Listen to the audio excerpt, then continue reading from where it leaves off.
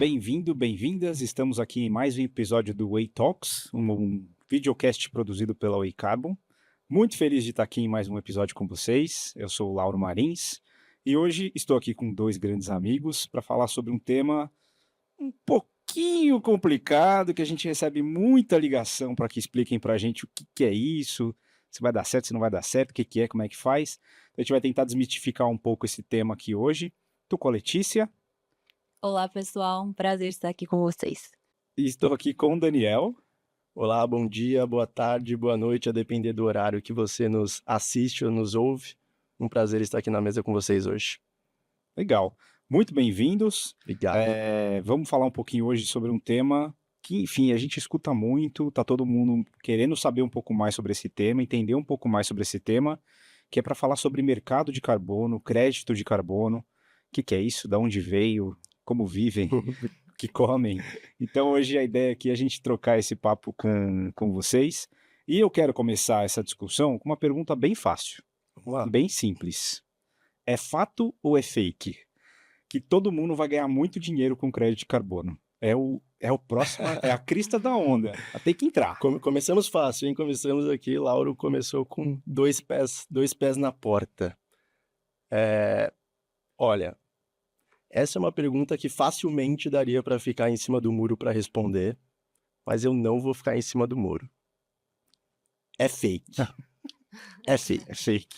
Mas, antes de me explicar aqui, né, o porquê, quero ouvir da Letícia também.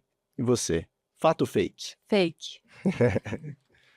Até, né, é curioso estarmos aqui falando de projetos de carbono, trabalhamos com projetos de carbono e trazer essa mensagem inicial de que é fake, Esquisito, né? Ué, esse cara tá aí falando que Trabalha na área comercial. trabalha na área comercial, originando projetos de carbono e tá aí sentado falando que é fake, né, ganhar dinheiro com projetos de carbono. Mas eu digo isso muito por conta do entendimento que foi construído acerca dos projetos de carbono, né? E como isso está sendo disseminado aqui, principalmente no Brasil, que é um país que tem infinitas possibilidades dentro do mundo de mercado de carbono, porém a mensagem que é passada é como se fosse fácil, né? É como se eu tenho ali um pedaço de terra com determinada floresta que eu vou ser remunerado por isso, né?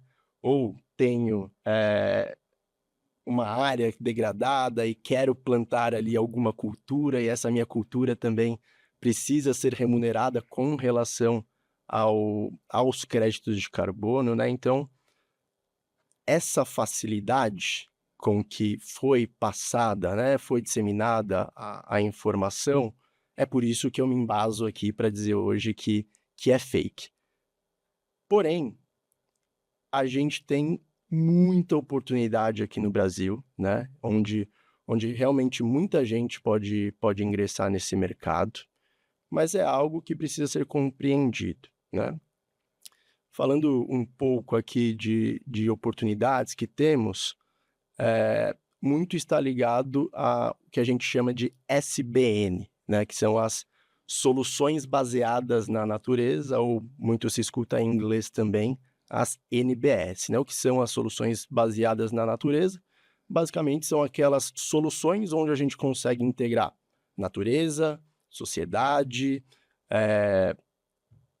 e que proporcionam, né, de forma simultâneas benefícios para esses agentes e também benefícios sustentáveis e econômicos. Então, quando você pega um país como o Brasil, né, tropicalizado, onde é um país com uma extensão enorme, temos ainda muita floresta em pé, temos muita área degradada também, né, e isso faz com que a gente tenha bastante oportunidade, né? O Brasil tem hoje mais ou menos 494 milhões de hectares de floresta em pé, tá? E quando eu falo, né, floresta em pé, eu estou considerando aqui dentro mangue, floresta alagável, floresta não alagável. Esses 494 milhões de hectares, olha só, Eu não estou dizendo que são 494 milhões de hectares elegíveis a projetos de carbono. Estou falando que são 494 milhões de hectares de floresta, tá? Se são elegíveis, é necessário toda uma análise criteriosa, análise de viabilidade para ver aderência metodológica, para ver o que dá para virar projeto de carbono, né? Mas é um mar verde, né, de possibilidade quando você fala de floresta em pé. E qual que é a principal fonte de emissão de gás de efeito estufa no Brasil? A mudança do uso do solo, né? Ou seja, a conversão da floresta para o desenvolvimento de alguma atividade. É o que o Brasil mais emite gás de efeito estufa hoje, né? Então, se é o principal gargalo, olha a oportunidade que nós temos com a nossa floresta em pé hoje que dá para fazer projeto de preservação, né? Então, essa é uma das oportunidades que poderiam ser exploradas, tá? Um outro dado interessante, o Brasil tem 286 milhões de hectares aproximadamente de áreas abertas, que são áreas de uso antrópico, por exemplo, né? Que já foram convertidas para alguma atividade, mas também muitas áreas que foram abertas e são subutilizadas, né? Que não tem nenhuma cultura ali, não está sendo desenvolvida nenhuma atividade, e acabou que no passado houve essa mudança do uso do solo. Para isso, por exemplo, a gente tem os projetos de reflorestamento, né? Enquanto ali nos projetos de conservação florestal, manter a floresta em pé, nós estamos falando de um projeto que deixa de emitir CO2 na atmosfera. Aqui nessa oportunidade de pegar uma área aberta e fazer com que aquela área volte a ser uma floresta, está falando de um projeto de remoção de gás de efeito estufa da atmosfera, né? Porque aquela floresta vai crescendo e vai capturando ali o CO2 da atmosfera. Então, é uma outra oportunidade que o Brasil tem de explorar, né?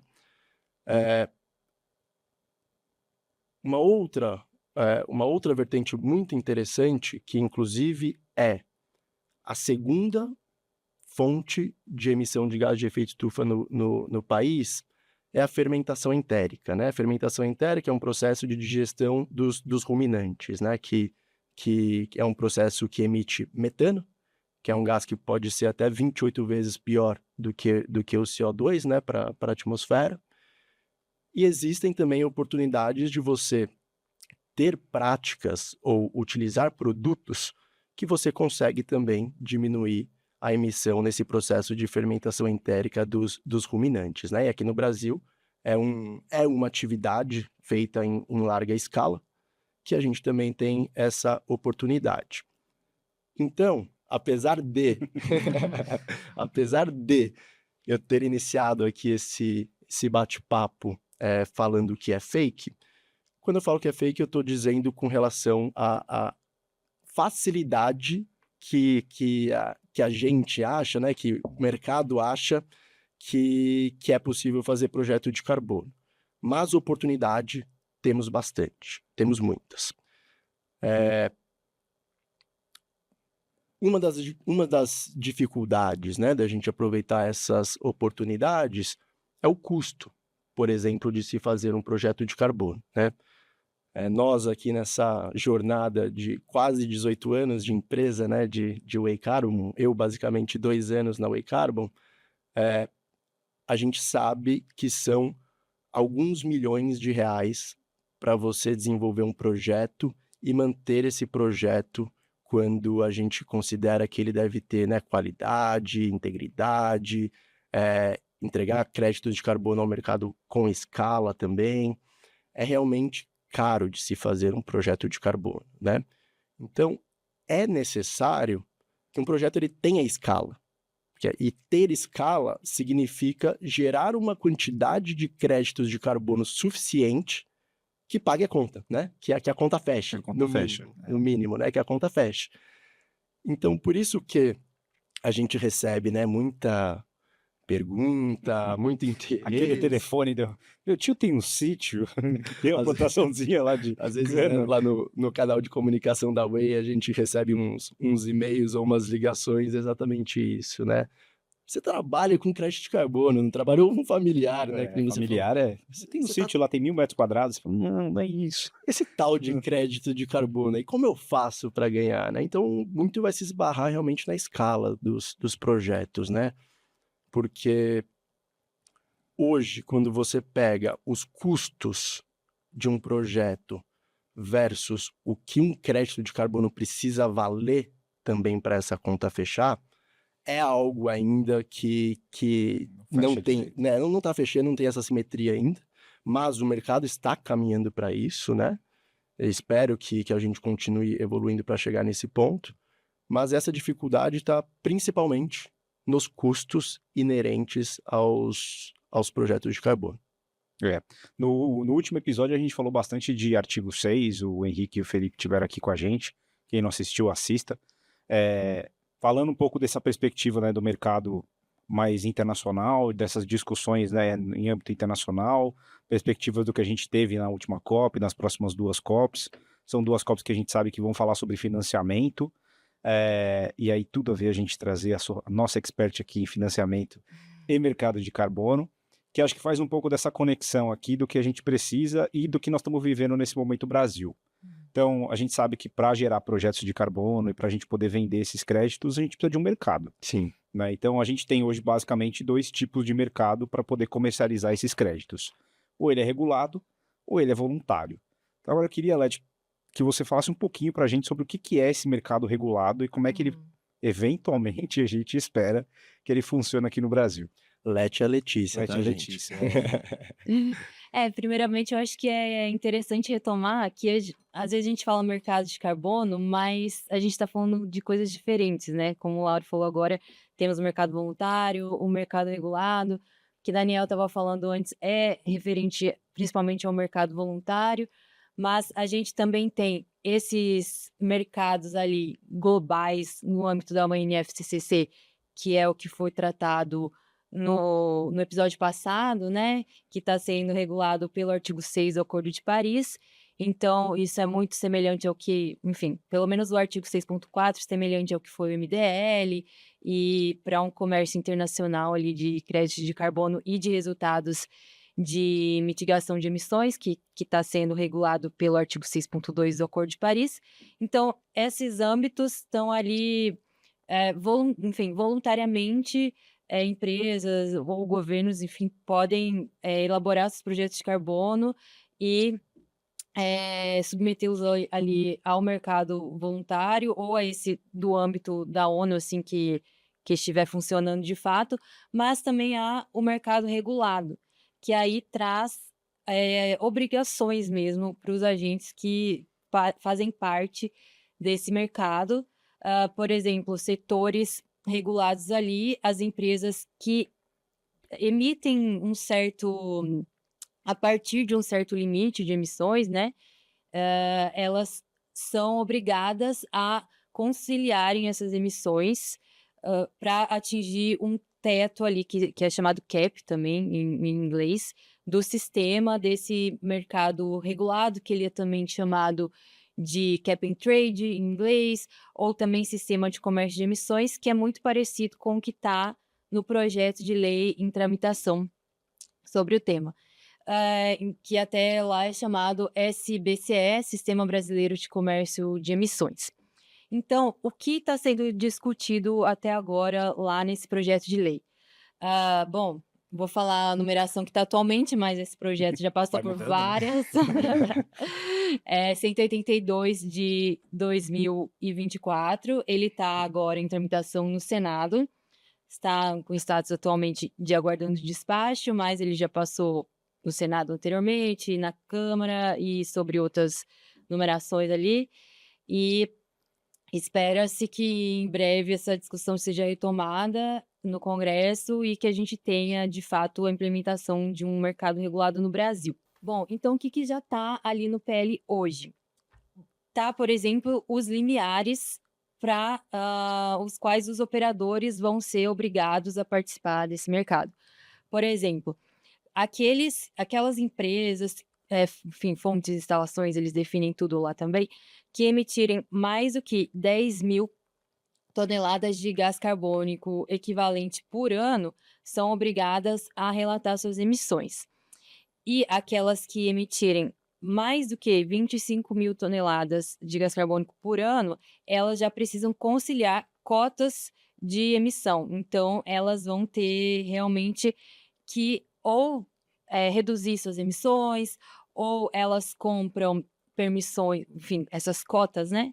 Que seriam essas permissões de emissão de outras empresas que emitem menos, caso ela tenha passado do limite que lhe for imposto. Mas, por exemplo, o limite mesmo do sistema e o limite de emissões, não esse limiar, né? Esse limiar é para colocar Quem entra ou quem não quem entra, entra e né? quem não entra. Exato. Agora, o limite de emissões e também quais serão os setores regulados, porque até então tá só esse limiar ali. Então, qualquer empresa que emitisse a mais de qualquer setor poderia participar. O que, se eu não me engano, né, Leti, inclusive um pouco diferente da estrutura do mercado europeu hoje, né, o Exato. ETS, que ali realmente você tem já determinado por setor, né, qual que é o limite que eles têm para... qual que é o cap que eles têm, né, dentro daquele mercado. Se ele fica abaixo daquele cap, ele tem essas permissões ou allowances para comercializar. Aqui no Brasil, por enquanto, passou da linha, Exato. não é setorizado ainda, né? Pois é. Porém, o projeto de lei também coloca que haverá um Plano Nacional de Alocação. E esse Plano Nacional de Alocação vai trazer o limite máximo de emissões e também vai trazer os setores regulados. E a expectativa é que não sejam todos os setores da economia de fato, porque alguns é mais custoso, enfim, vai depender dos quais são mais carbono intensivos também, do histórico, enfim. Uma questão de dificuldade de reportar emissão, de Exato. monitoramento. Sim, e isso é até um dos fatores porque o setor agropecuário está já fora, isso já está no projeto de lei, então esse setor não vai entrar como participante do mercado enquanto obrigado a conciliar as suas emissões, né? Mas ele pode participar da parte do mercado voluntário, que acho que a gente pode falar um pouquinho mais em detalhes também mais à frente. O que está definido também são aspectos de governança.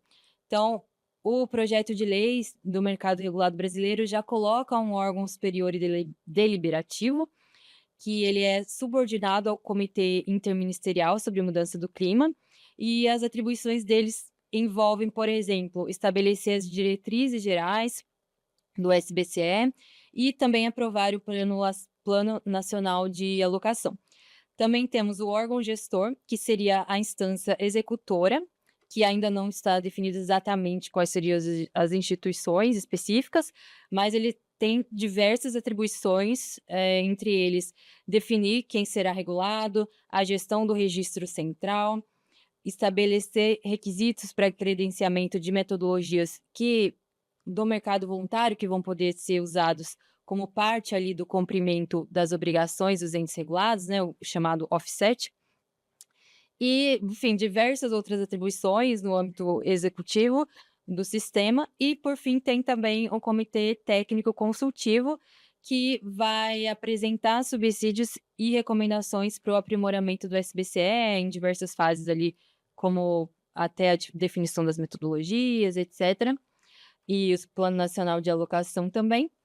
Mas, enfim, isso é o que já está definido. Mas, como eu falei, há várias coisas ainda não definidas que vão vir em regulamentações posteriores, a exemplo do Plano Nacional de Alocação e, enfim, os setores regulados, os limites de emissões, o cap, também as metodologias a serem aceitas como offsets, a forma de alocação dessas cotas, né, porque pode ser uma forma gratuita, pode ser uma forma por leilão, por exemplo, e também a porcentagem máxima de créditos de carbono provenientes do mercado voluntário que podem ser aceitos na conciliação periódica. Isso aí também... Vamos devagar. É muito um pouquinho de informação. Eu já vi. Então vamos lá. Primeira coisa, as empresas vão ter que reportar obrigatoriamente os seus inventários. Essas que... Que emitir mais de 10.000, mas para você saber se emite 10.000, você precisa calcular seu inventário. certo? Então tem essa questão da obrigatoriedade aí que provavelmente deve vir das empresas passarem a reportar os seus inventários de gás de efeito estufa de forma mandatória. É porque o governo vai ter que ter acesso a essa informação. A gente já sabe que tem o sistema que o MCTI está criando, que está colocando, né? Já lançou, que é o Sirene. A gente participou das discussões do Sirene, assim, conhece muito bem o pessoal lá, muito, muito legal. Então, assim, o primeiro ponto é que as empresas precisam medir efetivamente as suas emissões. Se vai ser por fonte, se vai ser por agregado. É o primeiro como passo, É o né, primeiro Lauro? passo da jornada é medir as emissões e a gente sabe que muita empresa ainda não faz isso no Brasil. Exato. Né? Então, acho que esse é um ponto crucial aí para ficar de olho, principalmente de como vai ser essa medição. E a gente sabe que tem todo um processo de asseguração dos inventários, né? Isso vai ter que, provavelmente vai ser uma coisa mais robusta, vai ter que ter uma asseguração por terceira parte, né? Para você entrar num sistema de comércio, não tem como você. Eu emito 8. Quem disse? Eu mesmo. Né? Aí não vai funcionar. Uhum. Então, assim, essa parte também da asseguração da informação é extremamente importante. Então, esse é um ponto que eu acho que quem está ouvindo a gente do setor empresarial, muitos dos nossos clientes ainda estão em jornadas muito iniciais aí, tentando entender onde é que eu estou, para onde que eu vou, né? Então, tem essa parte do inventário. Dado isso, ele entendeu onde ele está, até 10 mil ele vai ter que reportar anualmente, passou de 25 ele já entra no sistema, né? Então ele vai ter que começar a reduzir as emissões. Dentro da jornada a gente sabe que beleza, primeiro você mede, depois você vai entender como é que você vai reduzir esse negócio todo. E aí acho que tem muito a se discutir ainda na regulação, esses planos de alocação de como vai ser isso, né? Vai ser distribuído, vai ser uma cota, a cota vai ser setorial ou não. Enfim, pelo menos o que eu tenho acompanhado das discussões é que ninguém sabe direito como é que vai ser esse negócio. É, exato, ninguém, É. ninguém sabe direito, e eu já vi uma imagem que é uma espécie de organograma, assim, do mercado regulado brasileiro. Você vê o tanto de caixa, Não, o tanto de nome que tem Não. ali, o tanto de subdivisões que estão criando. Eu até te pergunto, eu não sei se você sabe, mas qual que é a expectativa de prazo para o mercado regulado ser implementado, né? Porque temos aí, sabemos que ainda está no Senado, mas caso passe, tem Quando é que nós vamos ver o alguém falando? primeiro allowance sendo distribuído, Exato. as primeiras alocações sendo distribuídas? Bom, a efetiva implementação já com esse comércio das cotas, né, com esse pagamento ali pelas emissões, é 5 anos depois da aprovação do projeto de lei. Do Então, projeto de lei ou da regulamentação? do projeto de lei. Pelo menos 5 anos ou 5 anos? É Não, difícil isso, né? 5 anos é o que tá, né, mas às vezes pode ter alguma Uma prorrogação. empurradinha. Difícil, né? Não, porque o Felipe trouxe isso na outra discussão também, né? De que. Foi até a pergunta que a gente abriu, o pessoal tava. Né, qual que era a ilusão que a pessoa estava tendo, assim, porque assim, não é amanhã que nós vamos distribuir as allowances e começar a ter um comércio de emissões aqui dentro. Então, assim, também não vai ser 2025. Não. Também não vai ser, talvez não vai ser 2030 ali. 2030 a gente já tem que reduzir 40, 50% das emissões do que a gente tem hoje. Assim, tem um senso de urgência que a gente sabe, né, que os entes estão empurrando, que é óbvio, e a gente sentiu esse último ano muito quente, né? Já experimentamos o que é um mundo acima de 1,5 graus por causa dos efeitos da mudança do clima, mas também, óbvio, do efeito do El Niño. Tudo que a gente está passando a nível de Brasil, a gente vai falar mais sobre isso daqui a pouco. Mas é assim, tem esse senso da urgência, mas também temos que entender que esse é um processo burocrático, difícil, que você precisa ter muito ator em cima da mesa para discutir como é que essa coisa vai funcionar, né? Como é que essa distribuição vai ser feita, como é que isso entra em competitividade da indústria nacional. A gente tem já tarifas internacionais, tipo um CBAM, que vão começar a taxar. Enfim, tem. Não é isso, a gente que trabalha nesse mercado, né, a gente fica muito feliz em ver o Brasil avançando nessa agenda. Mas Finalmente. isso que eu ia falar, mas estamos atrasados, né? Estamos atrasados, porque, que nem você bem falou, 2030 tá aí, se a gente pega, né, o que a gente precisaria fazer até lá, estamos atrasados. Então, legal que está acontecendo, mas vamos empurrar essa agenda aí, turma. A gente precisa dar uma acelerada. Exato. Entendo que é necessário ter um tempo de preparação, porque tem um período para início do relato, as empresas têm que se adequar, porque, como a gente falou, muitas empresas não têm inventário ainda, então elas vão ter que começar a coletar seus dados, ter o sistema estruturado, o registro central, e depois uma fase piloto ali que deve durar talvez 1 ano, para distribuição gratuita, para ver como funciona o sistema. Isso é necessário, porque até algumas experiências internacionais que foi feito tudo atropelado e não deu certo, precisou parar, voltar atrás, mas de fato a gente está atrasado para começar, né? Então, desde 2016 teve o estudo PME Brasil que já discutiu muito disso, e até agora a gente ainda não tem o projeto de lei aprovado, né? Então, também por isso é necessário que as empresas já façam a sua lição de casa antecipadamente, para até pela urgência da questão da mudança do clima, a gente está vendo vários impactos ali, atualmente, e também para irem se preparando para essa implementação do mercado também. A gente tem recebido uma demanda muito grande na consultoria das empresas tentando entender como é que esse mercado pode ou não afetar as operações, porque nós já estamos falando de como é que isso afeta a caixa, como é que isso afeta planejamento de CAPEX e OPEX, né? A gente até discutiu um pouco isso no último episódio. Mas tem essa demanda aí urgente de que precisa andar. Essa coisa precisa andar e vai andar, né? A gente é só uma questão do como e qual a velocidade que isso vai andar. Mas voltando ao que a gente tem na realidade hoje. Então, o PL está andando, vamos ver na velocidade que ele anda. Eu acho que vai ter uma empurrada para andar um pouco mais forte e ter alguma solução ainda nesse primeiro semestre, mas isso é um grande de um achismo. E vamos ver como é que essa coisa anda. Mas para entender o que a gente tem hoje. Hoje a gente tem no Brasil rodando, é um mercado voluntário. Sim. E aí, quem me conta o que é um mercado voluntário? Pode bater uma bola aqui, eu e a Leti, né? Mas, de fato, hoje, todos os projetos de carbono que são estabelecidos hoje no Brasil, eles são para atender o mercado voluntário, né? Como as empresas no Brasil ainda não passam por uma regulamentação, elas podem contratar as suas metas de descarbonização de forma voluntária, né? Inclusive, se elas querem acessar determinados índices, bolsas fora, né? E agora também aqui no Brasil também, ela precisa ter planos estabelecidos, né? E então muitas empresas grandes aqui no Brasil já têm esses planos estabelecidos e utilizam créditos de carbono como parte da sua estratégia de descarbonização, né? Porque se a gente for falar de uma estratégia de descarbonização bonitinha aqui, primeiro, que nem a gente falou agora há pouco, né? Tem primeiro passo de você mensurar, né, o impacto que o seu negócio tem para a sociedade.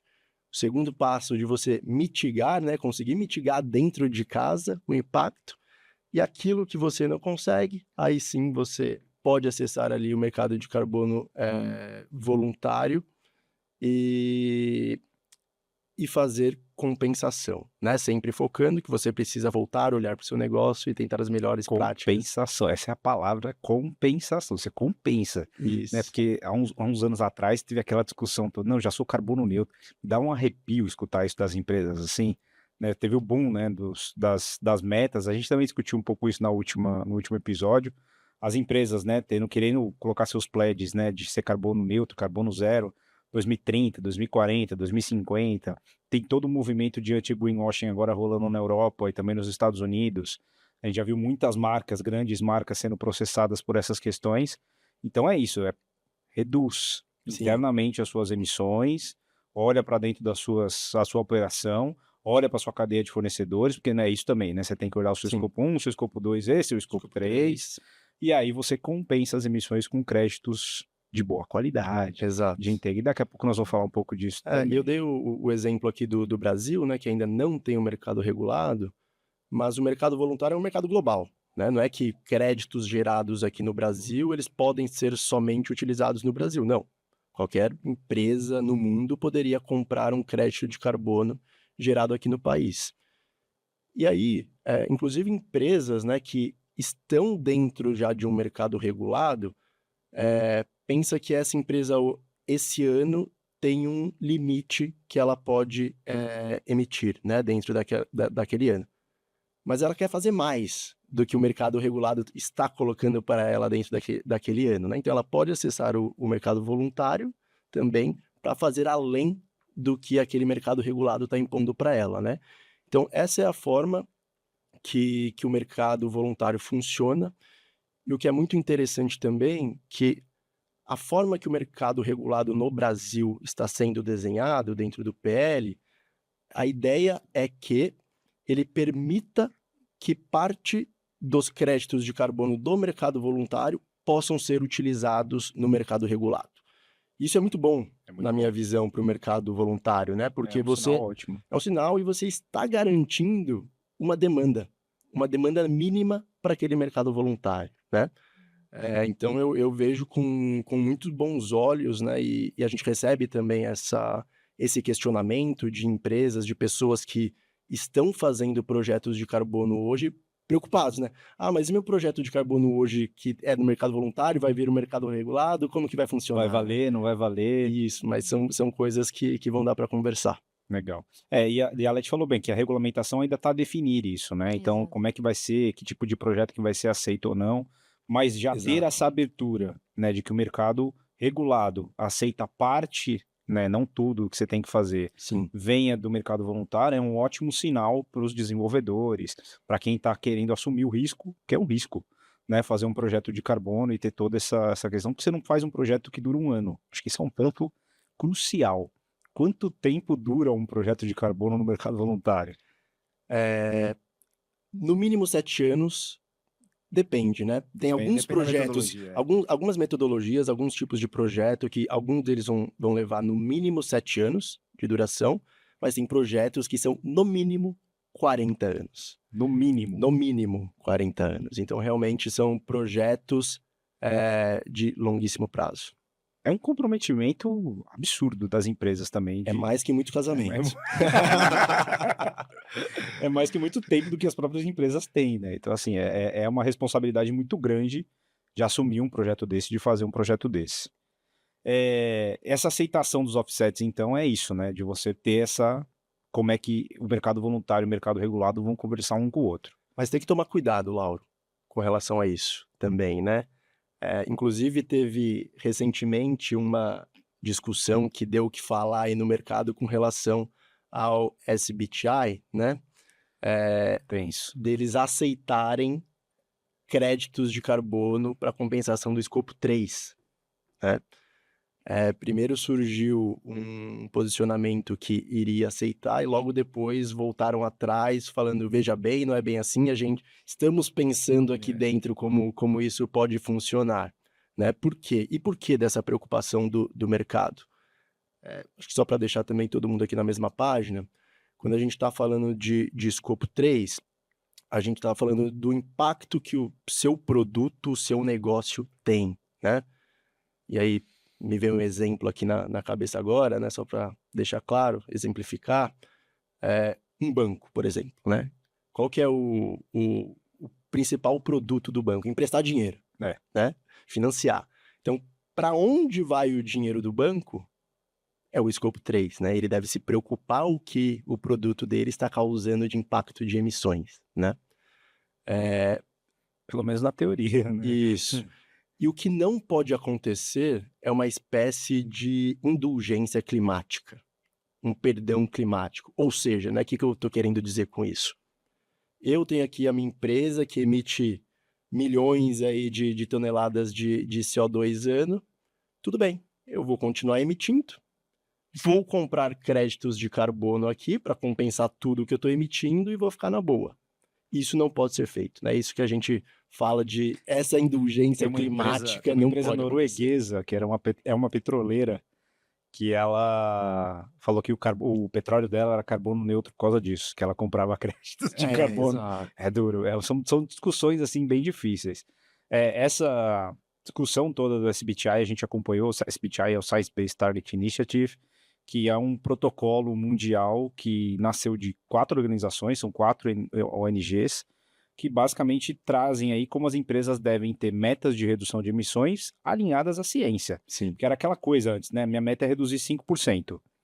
Isso aí tá bom? Essa meta é boa? Essa meta vai realmente levar a gente para um mundo de 1,5 grau ou 5% é um número legal? Uhum. Né? É um número atingível? É ousado o suficiente para o que a gente precisa como mundo? Então ele criou esse protocolo para trazer aí um pouco de ciência mesmo, setorial do que é uma meta que vai trazer esse mundo a 1,5 grau. E aí teve essa discussão toda do uso de de créditos e tudo mais. Eu acho que é uma discussão necessária dentro Sim. do protocolo, mas que tem que ser feita com mais rigor e mais cuidado. Então, até foi bom esse posicionamento deles de falou e volta atrás e fala Calma, assim, né? calma, vamos discutir tecnicamente como é que isso tem que ser dado. Porque a gente sabe, as emissões de escopo 3, elas são muito difíceis de serem monitoradas. Total. A gente trabalha muito na consultoria ajudando as empresas a calcular, a entender o tamanho, a entender a proporção, a entender o cálculo. Emissões financiadas, a gente tem vários projetos nessa área também de entender os bancos, né, nessa carteira que os bancos têm, para onde está indo, qual o tamanho dessa emissão. E a gente sabe da dificuldade que é ter, né, essas informações e como efetivamente a gente vai reduzir. Então, o uso de bons créditos, de projetos, né, que realmente estejam reduzindo as emissões, ajuda nesse processo, mas tem que ter um pouco de cautela de como é que você vai fazer isso, Exato. para não virar greenwashing. Exato. E aí, no âmbito da cautela, eu vou dizer, os últimos 2 anos, talvez, a gente teve um escrutínio, se eu puder usar só essa palavra, de como os créditos, principalmente do mercado voluntário, foram gerados.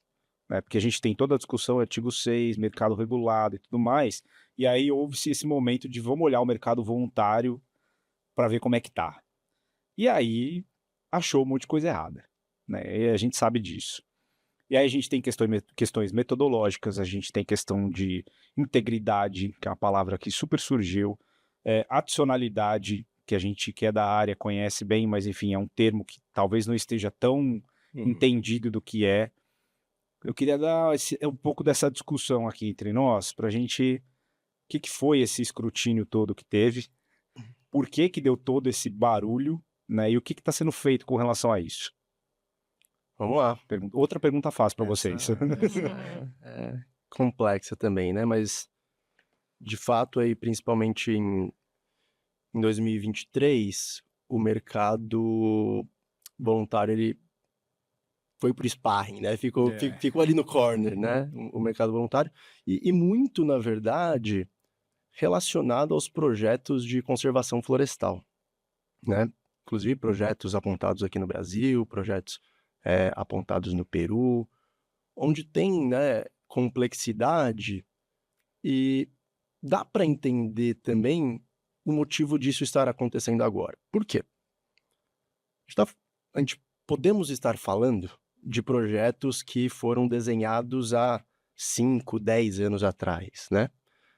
E o mercado ele vem melhorando, ele vem colocando práticas melhores, ele vem desenvolvendo melhor as metodologias, ferramentas de monitoramento, tecnologia, verificação. Então, de fato, projetos que serão feitos hoje terão que ser melhores do que projetos que foram feitos lá atrás, né? E pegaram para ver os projetos e verificaram que tem projeto que foi feito em área grilada, né? Então, problemas fundiários, projetos que inflaram a linha de base, e isso significa que a quantidade de créditos de carbono que está sendo emitida naquele projeto, né, a quantidade de redução que está sendo reportada naquele projeto é maior do que deveria. Então, o dono do projeto, inclusive, está sendo mais remunerado do que deveria. Então, em 2023 foi muito observado isso no mercado, tá? E aí todo mundo para ver o que está acontecendo, né? Então vamos parar, vamos pesquisar o que está acontecendo, vamos entender os projetos ali na vírgula. Então passou por essa balançada aí em 2023. Entretanto, como eu abri aqui hoje a nossa conversa, os projetos de conservação florestal são de extrema importância. Total. A gente está falando da principal fonte de emissão no Brasil. Se você consegue remunerar a floresta em pé, né, de alguma maneira, para não ser convertida em alguma atividade, ou até pela questão do desmatamento ilegal, ótimo, né? O Brasil só tem a ganhar com isso. Mas aí precisam ser projetos de qualidade, de integridade. E essa qualidade e integridade, o que é, né? Muito se passa por essa palavrinha adicionalidade. Né? Palavra mágica. Palavra mágica. O que é a adicionalidade dos projetos de carbono?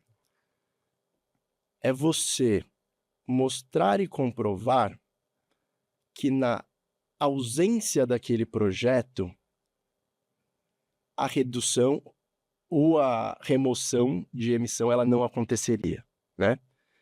É necessário você comprovar que a receita advinda da comercialização do crédito de carbono, ela está fazendo com que o projeto de carbono seja viável, viabilizando o projeto de carbono e, consequentemente, tendo a redução ou tendo a remoção de emissão, né?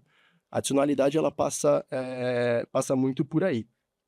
E eu gosto de citar o ICVCM, que significa Integrity Council for Voluntary Carbon Market, que eles têm 10 princípios quebrados em 3 grandes blocos, né, de governança, impacto das emissões e desenvolvimento sustentável, que eu acho muito interessante de ser observado ali quando a gente fala de integridade do mercado voluntário, que todas as empresas deveriam olhar, todas as pessoas que têm interesse em fazer projetos de carbono, é um guia bacana para ser utilizado e ver o que eu posso fazer aqui no meu projeto para atender esses critérios aqui de integridade, né? Isso só tem a colaborar com o mercado, Lauro.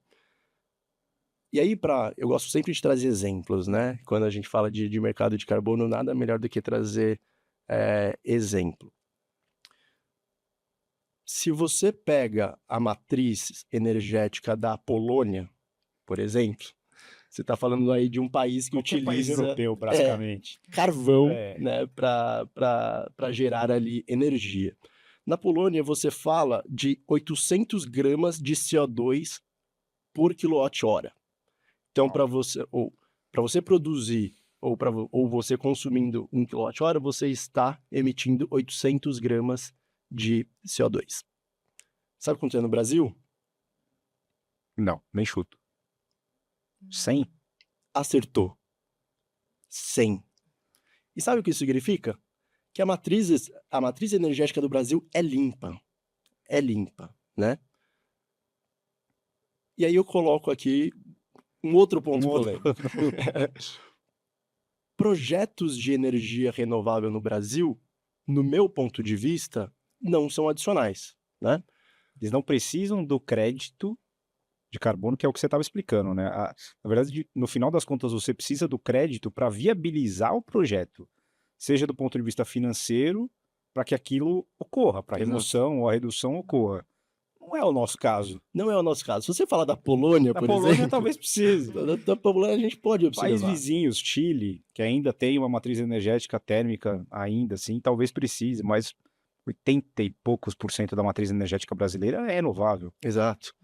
Então, assim, no início de 2023, nós, o Way Carbon, tomamos a decisão de não fazermos mais projetos de energia renovável, né? Então, a gente não faz mais projeto de carbono de solar, hídrica, eólica, seguindo, inclusive, a linha dos principais standards, né? Dos principais padrões. Os padrões já pararam de aceitar. Pararam de aceitar projetos brasileiros, né? Ou de países que têm essa mesma dinâmica do Brasil, onde o parque eólico solar ele vai ser feito com ou sem projeto de carbono. Ele já tem viabilidade financeira suficiente para entrar em A TIR daquele projeto ela já se paga por ela só, né? Você não precisa da receita do crédito de carbono. Então, nós, o Way Carbon, tomamos essa decisão no início de 2023.